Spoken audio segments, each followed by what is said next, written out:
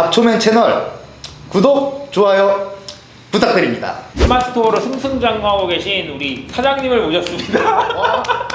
판매하는 품목은 키덜트 장난감입니다. 그 품목은 구체적으로는 굉장히 남자들의 장난감. 뭐 이렇게 성적인 건 아니죠? 네, 아닙니다. 어덜트 아니고 키덜트. 알겠습니다. 처음에는 이거를 제 업으로 하겠다는 생각으로 시작했던 게 아니기 때문에 매출이라고 할 만한 게 크지 않았고 첫 해는 굉장히 적었죠. 지금은 어쨌든 간에 올해 1분기는 월 평균 매출이 한 5천만 원 정도. 어떤 품목인지가 또 너무 또 궁금해지는데 네. 이야기 안 해줄 거예요? 안 그래도 이따가도 말씀을 드리겠지만은 이런 업계에서 발생하는 일들 때문에 좀 저희도 지금 시작하는 입장이라서 부담스러운 부분이 있어서 이 사업을 하게 된 어떤 계기가 있을 것 같은데요. 제 취미였던 거예요 원래. 예. 제가 직장 생활을 하면서 제 스트레스를 풀기 위해서 그 관련된 물품들을 직접 구입을 해서 쓰기도 하고, 그 중에 좀 필요가 없는 것들은 중고나라라든지 당근마켓이라든지 이런 개인 거래를 통해서 다시 방출을 하게 되잖아요. 그쵸. 한 몇 개를 판매를 해봤는데 그걸 올릴 때 저는 중고가에 대해서 뭐 가격을 더 받아야겠다는 그런 미련이 크게 없기 때문에 제가 생각하기에 이게 합리적인 가격이다라고 판단되는 가격을 제시를 하고 글을 올리거든요. 근데 제가 생각하기에는 그런 장난감을 찾는 사람이 그렇게 많지 않을 거라고 생각을 했는데, 제가 무슨 물건을 하나씩만 올려도 연락이 한 3통, 4통이 사람들의 관심과 연락이 그만큼 온다는 거 보고, 그리고 연락이 오면 대체로 다 그날 바로바로 판매가 됐어요. 그러면 이게 내가 생각하는 이 가격이 충분히 수요가 맞는 가격이구나 라고 생각이 돼서, 그럼 이거를 회사 다니면서도 퇴근하고 나서 한두 개 정도는 포장해서 택배 보내면 되니까 부업으로 한번 해볼까? 처음에 자본금도 없는 상태에서 그냥 신용카드로 150만 원씩 물건을 샀죠. 물론 외국에서. 본인이 사용하려고 한 게 아니라 그렇죠. 판매를 목적으로. 중고나라로 판매를 하는 것은 세금의 문제도 있고 영업이 합법적인 것도 아니고 개인 간 거래를 위한 플랫폼이기 때문에 제약이 많이 되잖아요. 그래서 스토어를 하나 간단하게라도 만들어 보자 하지만 그 스토어에다가 엄청나게 공을 들이고 뭐 마케팅을 하고 이럴 여력은 없다 보니까 이런 물건이다 하고 딱 올려놓는 정도로만 운영을 하자 하고 그냥 해본 거예요. 그때 사람들이 어떻게 알아서 들어와서 이걸 사갈까 하고 처음엔 조금 반신반의를 했었단 말이에요. 또 올려놨는데 주문이 들어오더라고요. 그걸 보고 한 번 더 확신을 가진 거죠. 아, 여기 시장성이 있다. 내가 판매하는 가격이 경쟁력이 있다. 그리고 또 약간의 미스테리가 있었어요. 내가 어디다 홍보를 한 것도 아닌데 어떻게 사람들이 알아서 내 가게에 들어와 이걸 결제를 하고, 그 결제를 할 때 내가 어떤 신뢰를 줄 수 있는 문구 같은 걸 적어두지 않았고, 심지어 그렇게 써놨어요. 지금 제가 부업으로 이걸 판매하고 있기 때문에 당일 발송이 불가능하고 주문 들어오면 제가 밤에 포장해서 다음날 보내드립니다. 이렇게 썼는데도 불구하고 주문을 한다는 것은 수요가 있다는 거죠. 수요도 있고 제가 올린 제품들이 매력이 있었다는 뜻이겠죠. 그런 것들에 대한 생각을 계속 고민을 하다 보니까 아, 그럼 요거를 본격적으로 하는 게 좋겠다라고 생각을 해서 점점 그 규모를 늘리다 보니까 결국에는 회사까지 그만두고 올인을 하게 되는 상황이 된 거죠. 회전은 수량이 굉장히 적었거든요. 판매하고 있는 품목들이 가격대가 다 다르긴 한데 초기에 제가 판매했던 거는 가장 비싸봤자 3만 원을 안 넘는 물건들이었어요. 소비자 기준으로. 소비자가 기준으로 3만 원을 안 넘는 제품들이었고, 또 원가로 하면은 더 저렴하죠. 네, 그렇죠. 그러니까 150만 원어치라고 해봤자 품목이 한 20종 정도의 제품도 품목별로 이게 했다가 안 팔릴 수도 있어요. 아, 그렇죠. 남으면 저 쓸모가 없잖아요. 네. 3개, 5개 이렇게 사왔어요. 한 품목별로. 그렇게 하니까 그거 팔리는 데는 한 2주도 안 걸렸죠. 제가 150만 원어치 물건 샀으면은 그거를 제가 다 팔고 나니까 총 매출이 뭐 한 250에서 300만 원 정도 나왔다 하면은 이제 한 100만 원 정도 남은 거죠. 거기 100만 원 중에서 제가 100만 원을 다 맛있는 거 사 먹는 게 아니라 100만 원 중에서 한 50만 원 정도 맛있는 거 사 먹어요. 그 원래 있던 150만 원에다 그 50만 원 합치면 200만 원이 되는 거는. 그럼 처음에는 150만 원이 샀지만 이번 200만 원을 살 수 있는 거예요. 계속 그렇게 좀 늘어나요. 네, 그렇게 늘린 거고, 그게 나중에 뒤로 갈수록 가게가 소문이 나니까 팔리는 양이 더 당연히 증가를 하게 되고, 고객들의 기대에 부응하기 위해서 물건을 더 많이 사야 되는 상황이 돼서 맛있는 거 사 먹는 거 줄이고 물건을 더 사는 방향으로 바꾼 거예요. 본수입 외에 어떤 부수입을 원하시는 분들이 많은데 가장 어떻게 보면 진입장벽이 낮은 게 저는 스마트 스토어라고 생각을 하는데, 어떤 장르나 제품을 초이스를 구체적으로 딱 하는 게 아니라 내가 어떤 물건을 팔았을 때 부가가치를 발생시킬 수 있는 분야로 접근을 했으면 좋겠어요. 예를 들어서 오리지널이 하나 있어요. 그걸 갖고 와. 그게 나를 거쳐서 최종 소비자한테 전달이 돼. 그 과정에서 발생되는 추가적인 어떤 가치. 그러니까 원래는 얘가 안 갖고 있었던 건데 나를 거쳐 감으로써 생성되는 어떤 가치라는 게 있잖아요. 그렇죠. 예를 들어서 어떤 사람은 그게 고객한테 엄청 친절하게 말 잘해드리고 이게 자기 강점인 사람이 있을 거고, 저 같은 경우 말씀드릴게요. 저는 덕후 기질이 있기 때문에 어떤 물건을 갖고 왔는데 얘가 조금 모자른 부분이 있고 부족한 부분이 있어. 그럼 제가 그걸 직접 손볼 수가 있어요. 고치고 닦고 다듬고 경우에 따라서는 페인팅까지 새로 싹 할 수가 있어요. 그렇게 해서 깔끔한 포장과 정확한 상품 설명과 고객이 뭔가를 문의했을 때 빠르게 응답해드리는 것과 이런 것들이 종합적으로 어우러져서 최종 상품으로 소비자에게 전달이 돼요. 제 부가가치는 여기에요.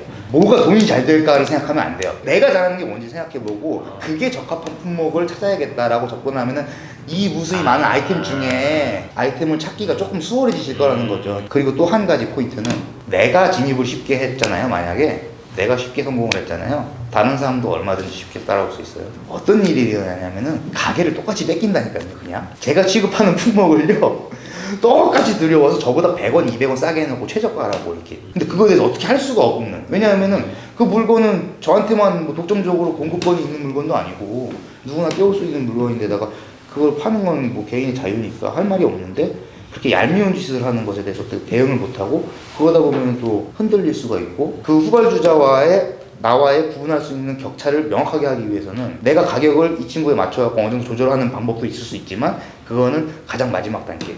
이거 그 전에는 아까 말씀드렸던 부가가치라는 거 있었죠. 제품이 나를 거쳐갔을 때 고객한테 갔을 때 고객이 느낄 수 있는 효용성 이 가게보다 더 키우는 수밖에 없는 거죠. 근본적으로 본질적으로. 이런 거 한번 여쭤볼게요. 진상 고객. 아니 그러니까 가져가고 망가뜨려 놓고 나서 반품해달라 그래요. 환불해달라 그러고 그리고 상품 설명에 제가 엄청 공들여 써놓는 편이거든요. 네. 사용 방법이나 이런 거를요. 그러니까 그건 어떻게 보면은 물건을 사기 전에 경고를 하는 거예요. 이건 이런 제품이니까 참고하시고 사시라고. 근데 그거대로 안 해놓고 저한테 책임을 전가하는 거예요. 그건 제가 판매하는 제품 특성상 그럴 수도 있어요. 근데 문제가 뭐냐면 관리를 안 할 수가 없어요. 왜? 네이버 스토어는요 다른 오픈마켓 대비 리뷰가 노출되는 정도가 엄청나게 중요해요. 공을 들인 분이 애초에 상품 설명에다가 그 상품에 대한 특징을 저는 되게 솔직하게 이 제품은 흠집이 원래 많은 제품입니다. 이 제품은 원래 조작감이 원래 이렇게 안 좋습니다. 감안하셔서 구입하시기 바랍니다. 그걸 보고 사갔는데도 불만을 갖는 사람은 계속 갖는 거고요. 그런 분들은 어차피 그걸 안 써놔도 써놔도 불만이에요. 대부분의 더 많은 사람들은 그걸 써놨기 때문에 이 가게가 정직하게 제품을 판매하는 거고 그 품질에 걸맞은 합리적인 가격으로 제품을 판매하는 거라고 이해를 해주시기 때문에 정작 흠집이 많고 작동이 잘 안 되는 제품일지언정 그걸 사간 것에 대해서 별은 5개를 남겨주십니다. 별 5개 남겨주시는 사람 99명이 있으면 1개 남긴 사람 1명 있거든요. 평균으로 치면은 다 찍어 누를 수 있죠. 사실. 그렇죠. 네. 그렇죠. 평점 4.8점이 그렇게 되는 거죠. 네이버 평점 지금 4.8점이 저희가 판매하는 거죠. 아 진짜요? 4.8점. 높네. 네, 4.8점이 굉장히 어려웠어요. 솔직히 네이버 같은 경우는 한 4.5만 돼도 엄청 높은 거예요. 거잖아요. 엄청 높은 거예요. 그 등급 4.5점을 넘으면 이제 옆에 굿서비스라는 배지가 달려요. 아 진짜요? 네, 아 그것만 가지고 몰랐네. 달리는 게 아니라 배송이 빨라야 되고요.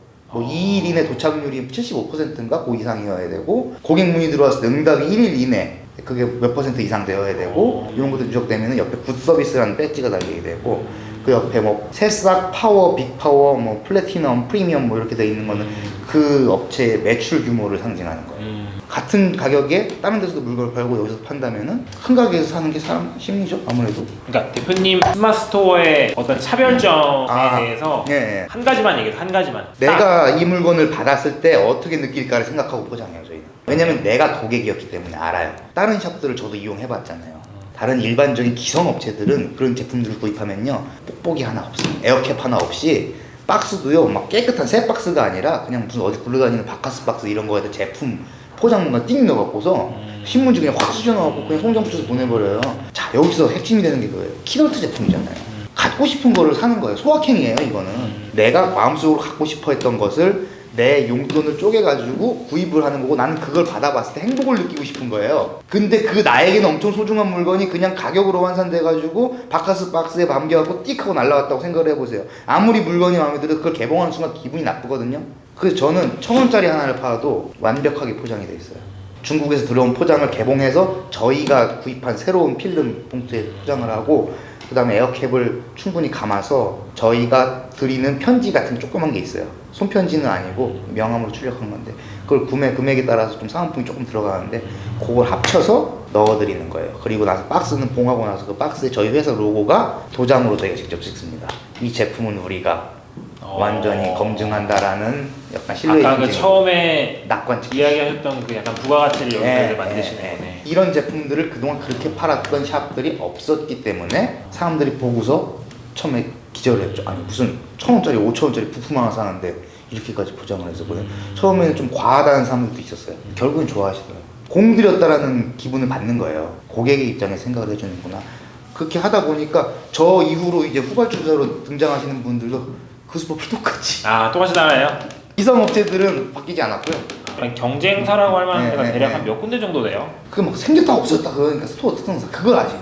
스마트 스토어는요 어느 날 갑자기 등장했다고 해서 영업 불변하지 않기 때문에 며칠 영업하다가 휙 없어지는 경우가 부지 있어요. 경쟁자로 등장했다고 해서 예의주시해야 되겠지만은 너무 그거를 또 일희일비할 필요는 없고 그러다 보니까 요새는 사실 제가 경쟁사 카운트 잘 안 해요. 아주 드물게 어쩌다 한번 들어가 얘네 잘 하나 하고 보고 일 정도는 하는데 저는 그걸 너무 봤더니 스트레스 너무 많이 받아가지고 그렇죠. 제 거를 잘하면 되는 건데 제 거를 잘하지 못하게 자꾸 마음이 그쪽으로 가버리니까. 저희 잡초 멘트널의 공식 질문이 있는데요. 우리 대표님에게 온라인 비즈니스랑 제가 요 일을 시작하면서 좌우명처럼 정한 문구가 네. 있었는데 그게 저희 가게의 슬로건에도 사실 반영이 되어 있거든요. 전 창조라는 창조? 단어를 많이 좋아하는데 오. 그 미래를 예측하는 가장 좋은 방법은 그것을 창조하는 것이다.